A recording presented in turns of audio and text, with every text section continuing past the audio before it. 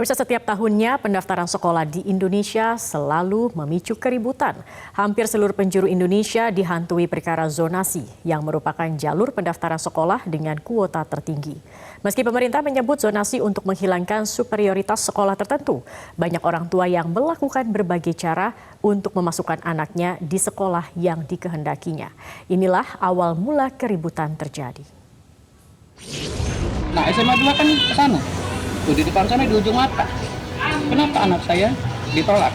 Jangan terlalu menimpakan kesalahan di tingkat pemerintah pusat. Anakku depan mata. Siapa? Rumah gua di depan mata ditolak. Budi yakin betul anaknya akan lolos sistem zonasi dalam penerimaan peserta didik baru di SMA Negeri 2 Bekasi. Pasalnya rumahnya hanya berjarak ratusan meter dengan sekolah. Namun Budi harus menelan pil pahit sebab nama anaknya terdepak dalam daftar calon siswa yang diterima sebab jarak rumah dan sekolah yang seharusnya 623 meter diubah menjadi 781 meter saat daftar. Budi pun mengamuk, kesal merasa ada yang janggal. Anak saya berjarak titik koordinat 623 meter. Namun berubah ketika apa? Ketika sudah diklarifikasi oleh pihak sekolah menjadi 781. Begitu kan? Tapi anehnya, anak-anak yang hari ini diterima melalui jalur zonasi adalah anak-anak yang jelas-jelas rumahnya ada di belakang rumah saya, 100 meter di belakang rumah saya, 60 meter di belakang rumah saya, dan bahkan ada yang lebih jauh lagi. Itu bisa diterima, sedangkan anak saya yang setiap hari ini rumah saya. Anak-anak itu kalau bersekolah nantinya lewat depan rumah saya. Nah, SMA 2 kan ke sana. Tuh di depan sana di ujung mata. Kenapa anak saya ditolak? Seperti itu. Nah, pada saat saya klarifikasi ke pihak sekolah, ternyata ada salah satu perwakilan pihak sekolah yang mengatakan bahwasannya apa? Bahwa dia mengakui bahwa saya yang menentukan titik koordinatnya. Tapi si orang tua tersebut menyatakan di atas matrai. Gitu kan, berarti apa? Titik koordinat itu bisa dirubah. Lain Budi, lain Adam. Pria ini protes dengan cara mengukur jalan untuk memastikan langsung penyebab sang adik tidak lolos PPDB sistem zonasi di SMA Negeri 5 Kota Tangerang. Padahal jarak rumah dan sekolah 412 meter, tapi tercatat 467 meter saat pendaftaran.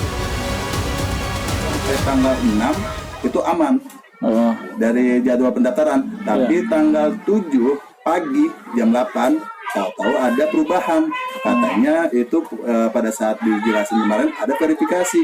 Tahu verifikasi sampai tanggal 7. Kenapa nggak update?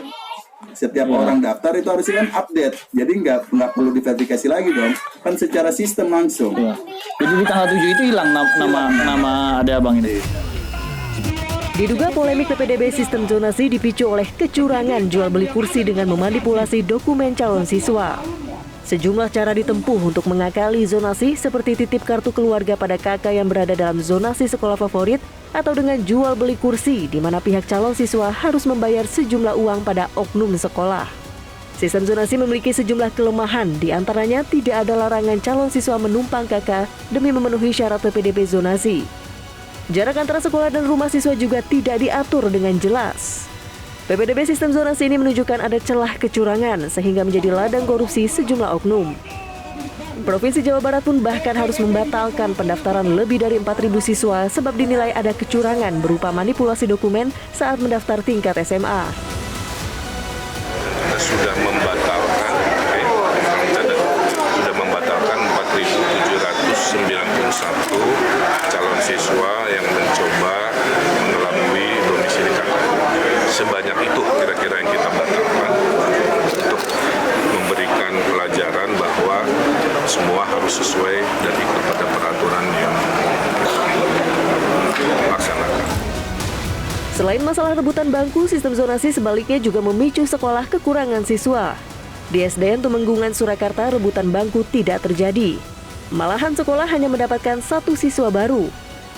Di Ponorogo, Jawa Timur juga begitu. 5 SD negeri bahkan tidak mendapatkan 1 pun siswa baru. Walhasil kelas jadi kosong, padahal sekolah sudah membujuk orang tua calon siswa dengan seragam gratis dan tabungan yang diambil dari kocek para guru. Dan lempar tanggung jawab dinilai terjadi antara pemerintah pusat dan daerah. Pemerintah pusat menilai masalah PPDB zonasi terjadi karena pemerintah daerah kurang bertanggung jawab. Sekarang ini sebetulnya mestinya pemerintah daerah itu punya tanggung jawab dua. Yang pertama itu harus segera menyusun perda yang menegakkan peraturan sehingga kalau ada kecurangan betul-betul ada penindakan yang jelas. Ya. Kenapa? Karena pendidikan itu sudah urusan konkuren, bukan urusan absolut. Wewenangnya di tangan pemerintah daerah. Satgas PPDB cukup di tingkat masing-masing daerah. Kalau SMA SMK itu tanggung jawab pemerintah provinsi, kalau SD SMP itu tanggung jawab kabupaten kota. Kan sudah ada itu dalam undang-undang. Jadi jangan terlalu menimpakan kesalahan di tingkat pemerintah pusat, itu sudah terdelegasikan tanggung jawabnya itu ke pemerintah provinsi dan daerah khusus terutama dalam rangka untuk pemerataan kualitas pendidikan ini. Namun di tengah gaduh PPDB sistem zonasi, Menteri Pendidikan Nadiem Makarim belum juga buka suara. Sama seperti tahun-tahun sebelumnya, Pak Menteri memilih bungkam kecuali anggota parlemen memanggilnya untuk dicecar sejumlah pertanyaan. Kali ini Nadiem juga akan dipanggil Komisi 10 DPR RI buntut Kisruh PPDB 2023. Tim Liputan Metro TV.